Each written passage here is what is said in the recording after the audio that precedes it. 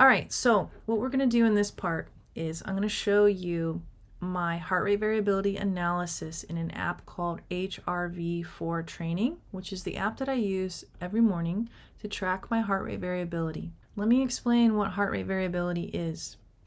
Heart rate variability is the distance between your heartbeats in a nutshell. When the distance between your heartbeats is incoherent as far as a rhythm goes, let's say, for example, these are made up numbers, but let's say your heart beats and then there's 0.05 in between the next one. And then the next one is 0.03. And then the next one is 0.07. So that variation between your heartbeats, when that is incoherent and less regular, your HRV is lower. And that is a sign that your nervous system, your body is stressed. So it's very important, if you can do this, to track your heart rate variability, either through Apple Watch or an app like this or an Oura Ring, to keep an eye on how you are managing stress. Now, before I move on, I'm going to just give a little bit more about this. The research that's coming out and been done on heart rate variability, which is really the monitoring of how your heart is functioning and the vagus nerve. The vagus nerve goes around many organs and spans from your brain stem all the way down to your gut. So it is a major nerve that has a handle on several organs and the function of other nerves. So when you measure your HRV, you're basically measuring the largest nerve that would indicate how you're doing with stress. And the research that's coming out about heart rate variability, some of it is showing that low heart rate variability can mean that you can stutter, you can make poor decisions, you can fall into a cycle of negative thinking. So your heart rate variability can affect more than just your stress response of your physical body. It can affect your psychology, and that's very important. That is why I focus on that as a major component as a coach for creative people, because many times their schedules are hectic and busy and they're not taking care of themselves or have the tools to improve heart rate variability, if they even know about it, to then be able to create a lifestyle that they really enjoy, and they can make more art and be more creative because they're not burnt out. Okay, so what we're looking at here is my heart rate variability tracking for 2 years. And I wanted to show you 2 years because I really think that massive, life-changing change really takes about 2 years of consistent work. This is just my personal opinion. I think that a year, definitely a lot can happen, but I think year 2 of really knowing how that change has manifested and impacted your life, you have a different perspective as you maintain a new habit and you are that new person in the second year. To me, that is when you're really, really aware of the differences. Whereas the first year, you're going through it and you're just trying to maintain and, not fall back into old patterns. You're analyzing a lot. Whereas the second year, you're kind of dropping into and enjoying the change in the person you've become. So I started tracking my heart rate variability, looks like May 6th of 2020. And here we are. This is today, the 31st of 2021. So you can see that there was a period where I didn't track. Let's look at a couple of personal, patterns here. I can tell you on this map of 2 years what was going on in my life and changes that I had made or was trying to make, or emotional, setbacks that happened. But before I do that, if you notice on this chart right here, for the first, let's see, like 6 months really, it was a series of ups and downs, almost like a sine wave here. As I was getting regulated, a little more aware of my heart rate variability, I was also implementing a flow routine during that time. For the first time, really. I had had a morning routine, but not a flow routine. Okay, so then we get to around this time. It goes up and then it comes back down within this time frame. This time frame is a very emotional time for me as a person. It is an anniversary of losing someone very dear to me. So it makes sense that I went up and then kind of went back down. But I did have some fluctuations in between, and that is due to trying and doing my best to maintain a routine during that emotional time as a support mechanism. So when our body is stressed, we can have more negative thoughts. And when our mind is stressed, our body can be in the downward spiral in wondering what's going on. So both must work together. And this app I really like because it has input fields that you can use after you do the tracking, and you can put notes in there. So with this particular day, I slept with a grounding sheet, and that really helped. And so I don't put notes on every single one, but let's see, slept with a grounding sheet. So I wanted to see how that particular physical tool impacted my heart rate variability. Let's see if I can find another note in here so you can see. I don't always put in comments, but it does ask for things like, are you fatigued when you wake up? Do you have muscle soreness? Are you mentally, up or down? So I see here that I went down pretty low, the lowest within the first month of the new year. One thing that may have been happening here is I was taking on new clients and a lot of clients at one time. In reflecting on that, I have made changes to my lifestyle and also my scheduling of what I offer to have a capacity limit for those that I can serve one-to-one. And I am looking to increase my group coaching. But this is a good indicator that around February, I need to pay attention to how I'm settling into the new year.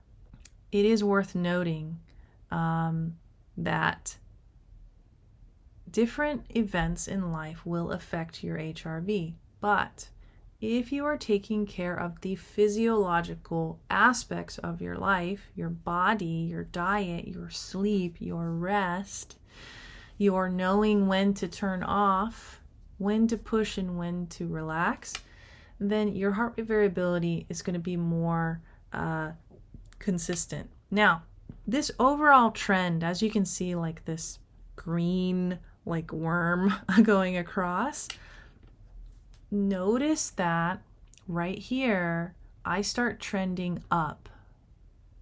And I really start going up around August 11th. Now, I can tell you what happened during that month. It was the first time that I had gone on vacation for more than a couple days. And I was going with my mom for her bucket list trip.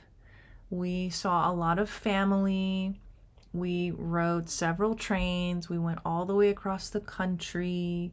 We were eating pretty well, and enjoying ourselves and spending time together. So that could have been the sharp increase of taking off work, being unavailable, really taking that time to rest. And while it was stressful at times to travel, I traveled for 25 days straight.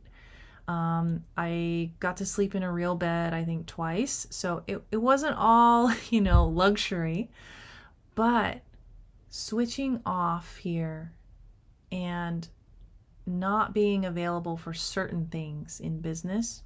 I was available via text during that time for all my clients, and audio messages.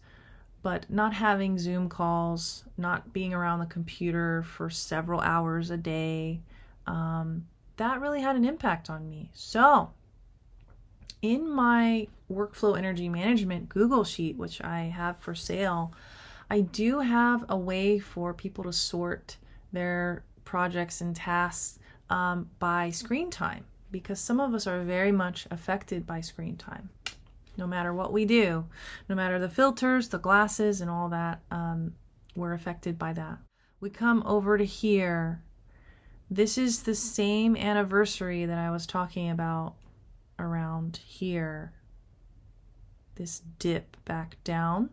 It's the same anniversary of losing an important person in my life. So the good news is that looking in comparison from year to year, look how much higher my HRV is or was in the same anniversary time.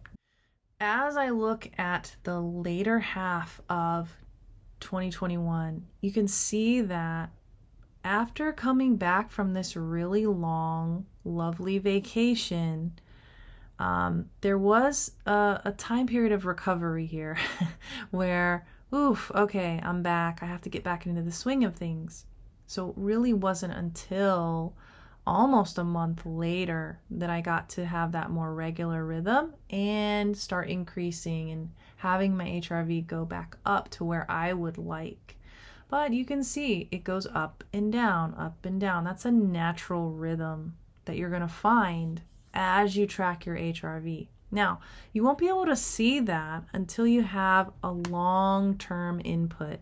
So I can see these trends because I've tracked my HRV for 2 years, give or take a couple of months here on the front end. But I've been aware of it and tracking it for quite some time.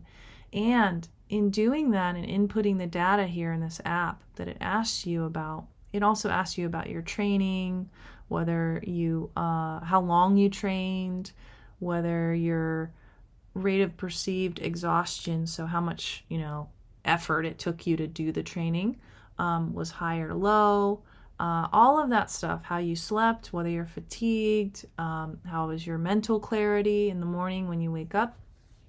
All those data points are taken into consideration, and you can sort by those data points. But the main thing that I want to get across to you is that you can use your HRV to help you with your scheduling in how you plan your life, okay?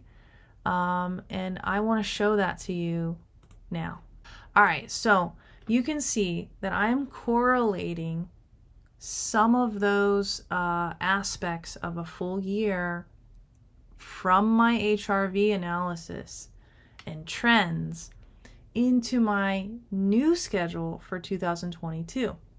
The biggest would be that same anniversary of losing someone very dear to me. It's an emotional toll during that time. People are also less consistent around December and November with their scheduling, I've noticed in my clients.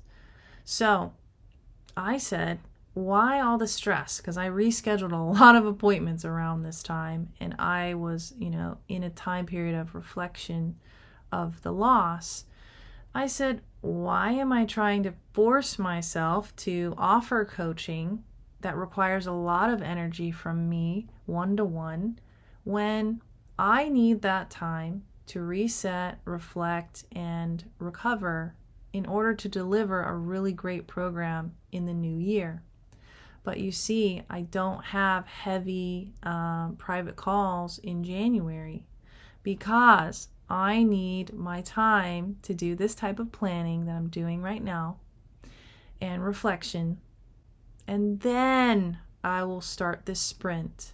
February, March, April, I have a lot of energy. That is when I feel most compelled, most motivated, and some of that has to do with sunlight around this time. Now, I love warm weather and I love sun. So I love hiking and being outdoors. So I said, why don't I leave these 2 months to do things like that, to be replenished, to be revived, to enjoy life versus grinding and grinding and grinding and offering coaching during a time when I would rather be out hiking.